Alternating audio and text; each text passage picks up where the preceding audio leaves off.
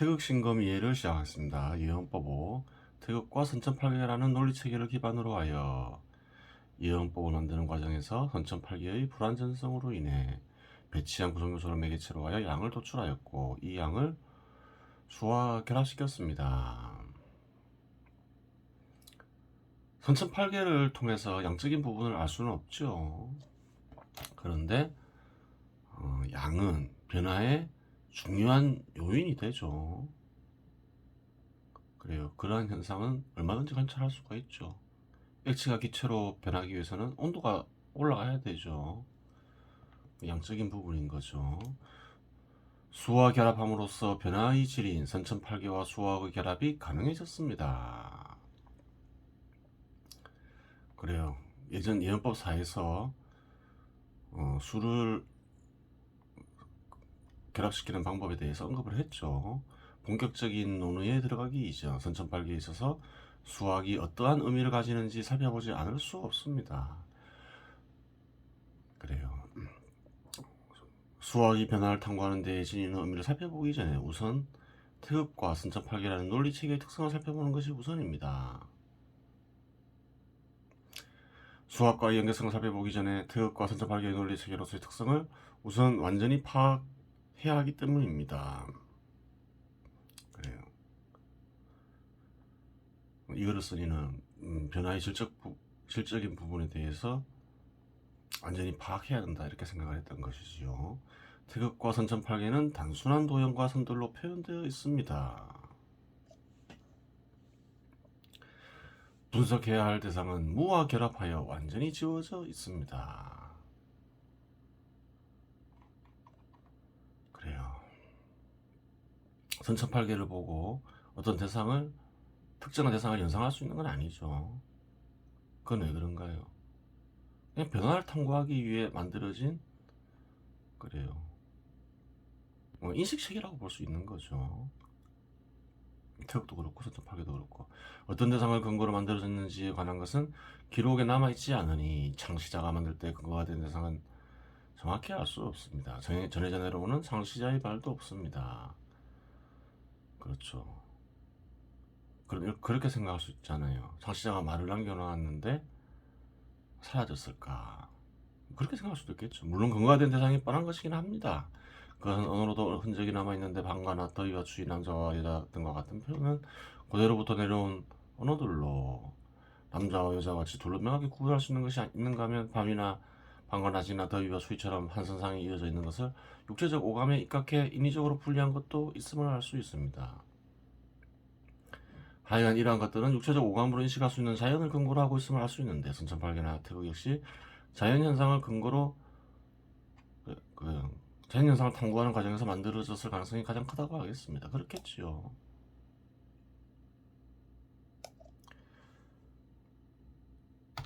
이해할 수 없는 게 있어요. 이해할 수 없는 게 있는데 그러한 것이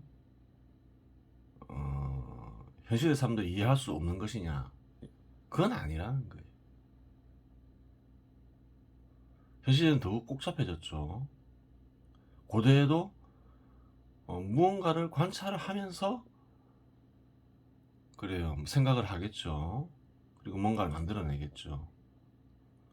선천팔계나 태극 역시 마찬가지라는 거예요. 그래요. 문제를 풀 수 있는 실마리는 현실이 다 있다 이 말을 하려고 하는 거죠. 하여간 기록은 없고 후세인들이 추측한 말들만 남아있을 뿐입니다. 그런데 이러한 가정을 해볼 수 있습니다. 창시자가 의도적으로 기납의 근거가 되는 대상을 삭제하고 별도의 언어를 남기지 않았다면 그것은 어떠한 의미일까라는 것이지요. 그래요. 뭐 선천팔계나 태극을 만드니까 그래요. 어떤 말을 전했고 특정한 대상을 정했고 특정한 대상이 사라진 것은 아니라고 보는 것이죠. 그냥 일부러 그래요. 특정한 대상을 지정하지 않았다 이렇게 볼 수 있는 것이겠지요. 왜? 인식 체계로 사용하기 위해서는 특정한 대상을 남겨놓으면 안 되기 때문이죠. 그러면 이러한 결론이 도출되지요. 태국 도용을 창시한 이의 생각은 길게 말해봤자 이해도 못할 것이고 곡해할 것이다. 차라리 말 안 하는 게 낫다. 또한 태국 도용의 이치를 깨달으면 모든 대상에 적용 가능하니 대상 같은 건 얘기할 필요 없다 일 것입니다. 그렇죠. 그 말이죠. 선전팔기를 창시한 이의 생각은 세상에 속한 만들어진 대상들은 순환하며 이어지며 변화한다. 길게 말해봤자 이해도 못할 것이고 곡해할 것이다. 차라리 말 안 하는 게 낫다. 또한 선천팔계의 이치를 깨달으면 대부분의 대상에 적용 가능하니 대상 같은 것 얘기할 필요 없다 이럴 것입니다. 그렇죠. 태국동도 그렇고 선천팔계도 또 마찬가지겠죠. 즉 만들어지게 한 근원을 아는 것보다는 도형들을 유용하게 사용하는 게 더 중요하다고 생각했을 것으로 판단됩니다. 이렇게 판단하는 근거가 궁금할 수 있는데 깨달음의 수준이 높아지다 보면 어느 순간 사상과 정신을 이루어지게 하는 질서가 존재한다는 사실을 알게 되고 질서의 구체적 형태를 인식할 수 있는 경지에 이르게 됩니다. 그렇죠.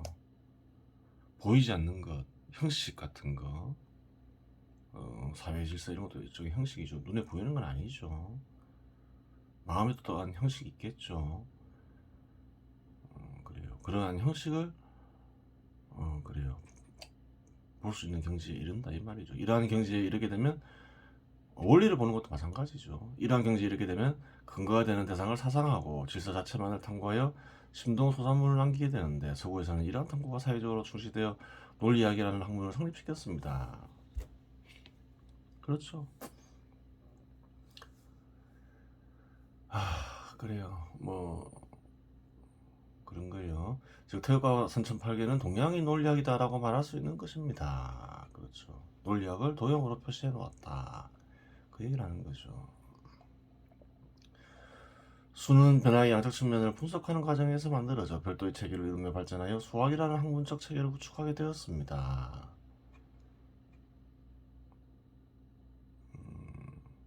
그렇죠.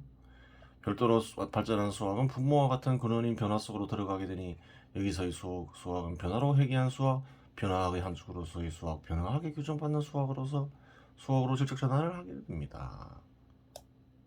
그래요. 원래 수학은 변화를 탐구하는 과정에서 비롯되었다. 그 얘기를 하고 있는 거죠. 따라서 수학이 변화를 회귀할 때, 변화학으로 돌아갈 때, 그래요. 수학은 또 다른 의미를 지니게 된다. 이렇게 되는 거죠. 그래요. 변화학이란 학문, 고도의 학문이겠죠. 그러한 학문을 장시할 수 있느냐. 이걸 쓰니는 한번 장시해볼까 이러면서 한번 변화학에 대해서 언급을 했겠죠. 그래요. 이 세상에 존재하는 대상들을 변화시키는 원리와 형식은 무엇일까? 그런 걸 생각했던 것이에요. 어렵겠죠. 변화를 안다는 것은 미래를 안다는 말이기도 하잖아요. 어려운 것이에요. 과연 그러한 학문이 탄생할 수 있느냐?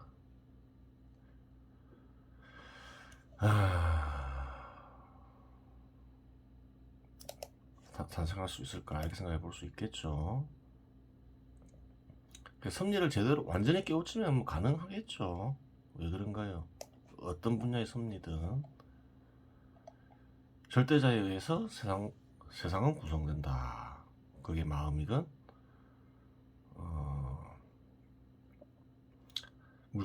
물질과 공간으로 이루어진 세상이건 섭리에 의해서 이루어진다.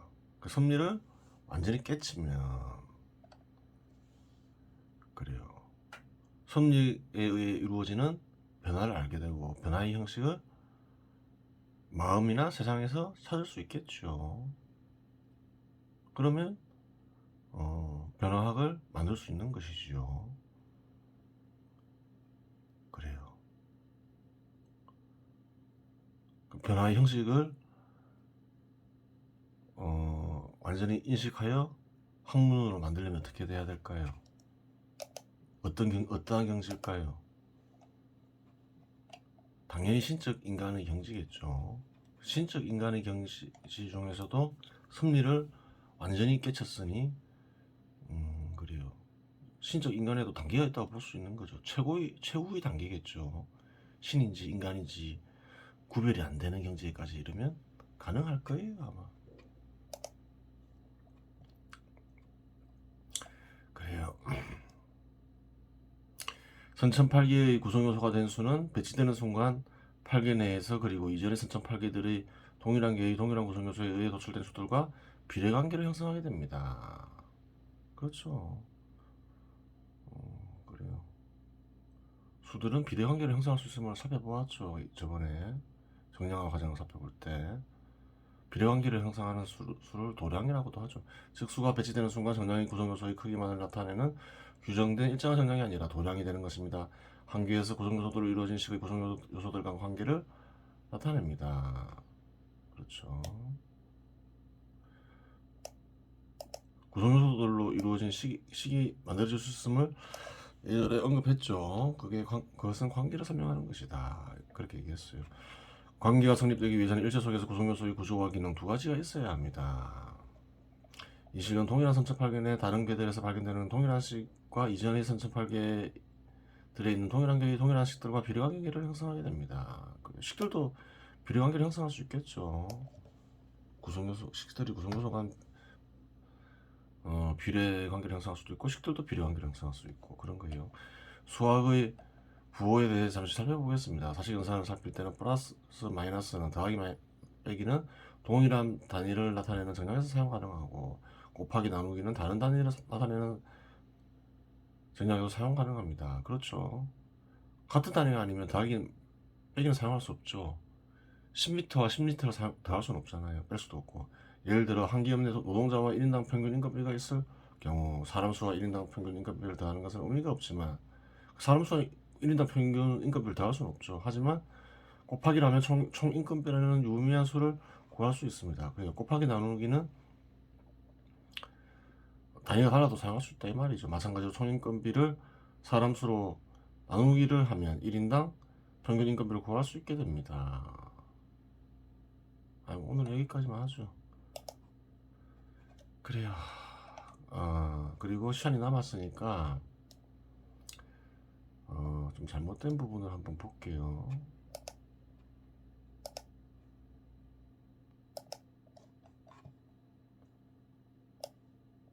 예전에 저번에 아이고 리슨2 더불어민주당 문재인 정부편 살펴보았죠.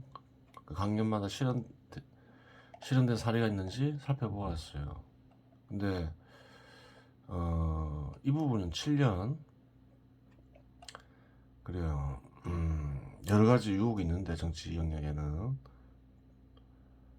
어떤 것이 가장 잘못된 타락한 권력이냐 이제 그 부분인 거죠. 그 중에는 휜이 드러내며 웃으며 다가와 레적 가슴 만지고 깨물면 늙은이도 성직자도 백치가 되어 속삭이며 허벅지가 유난히 휘고 골반이 두드러진 년 있으니 유난히 휘고 골반이 두드러진 년은 가장 타락한 권력이겠죠.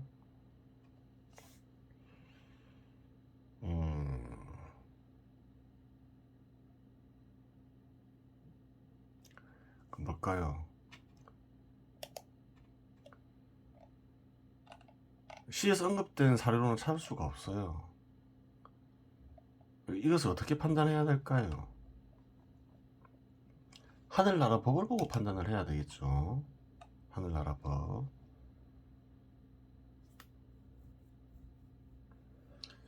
1번이 뭔가요?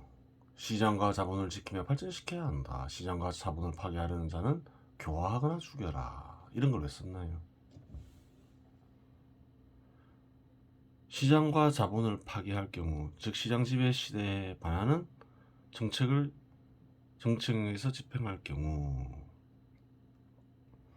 그래요. 사회는 몰락하게 되고 사회 구성원들은 비참한 경지에 이르죠. 굶어 죽거나. 그래요. 정신도 피폐해지고 그런 사례는 많이 찾아볼 수 있죠. 그 뭔가요? 범죄인 것이죠. 그래요. 사회 구성원들의 생명과 재산을 보호하고 사회를 발전시켜야 할 의무가 정치 영역은 있지요. 그러라고 생긴 게 정치 영역인 거죠. 원래부터 있던 건 아니죠. 근데 시장과 자본을 파괴하는 정책을 써서 사회를 어지럽히고 사회 구성원들을 비참한 상태에 이르게 한다. 그건 잘못된 거죠. 그게 가장 큰 죄가 되는 거죠. 사회 전체 구성원들이 고통에 떨어야 되는 거죠. 극소수를 빼고는. 범죄인 것이죠. 그래요. 그래서 좀 수정을 해야 되겠죠.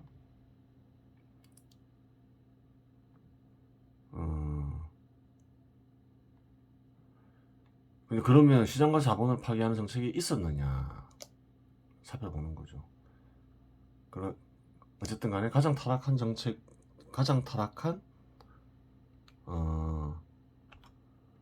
권력사고 뭔가요? 시장 지배 시대에 반하는 포퓰리즘 정책이겠죠. 포퓰리즘 정책 이렇게 되는 거예요. 문재인 정부 때 있었죠. 강제로 최저 인건비를 상승시키는 반시장적 제도, 소득주도 성장 정책이 있었죠. 반시장적 정책. 또 반시장적 부동산 정책도 있었죠. 구체적인 내용은 따로 언급하지 않겠습니다. 또 반기업적, 반산업적인 정책, 탈원전 정책이 있었죠. 그래요. 이러한 죄는 뇌물보다 그래요. 더 큰 잘못인 거죠. 메가매직보다도 더 큰 잘못이라는 거예요. 왜? 사회 전체를 파탄에 일으키고 사회 구성원들 전체에 큰 피해를 끼칠 수 있는 것이에요. 다른 것들은 어떤가요?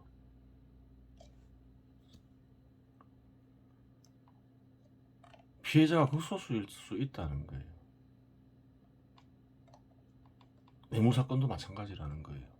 사회 전체에 큰 영향을 미치는 건 아니라는 거예요. 어떤 사업자와 어떤 정치인 간에 주고받는 일이 생겼다. 뇌물 사건이 있었다. 그게 사회 전체에 큰 파장을 미치는 건 아니라는 거예요. 그런데 권력의 유지, 더 큰 권력을 혹은 더 큰 권력을 위해서 사회가 어떻게 되든 상관없다. 뭐 그런 식으로 시장 지배 시대 제도에 반하는 포퓰리즘 정책을 쓴다. 그래요. 이것도 탐욕과 무지가 기반이 되는 것이죠. 그것은 가장 큰 그래요. 가장 타락한 권력이다. 허벅지가 유난히 휘고 골반이 두드러진 년이다. 그렇게 되는 거예요. 이번 시간은 여기서 마치겠습니다.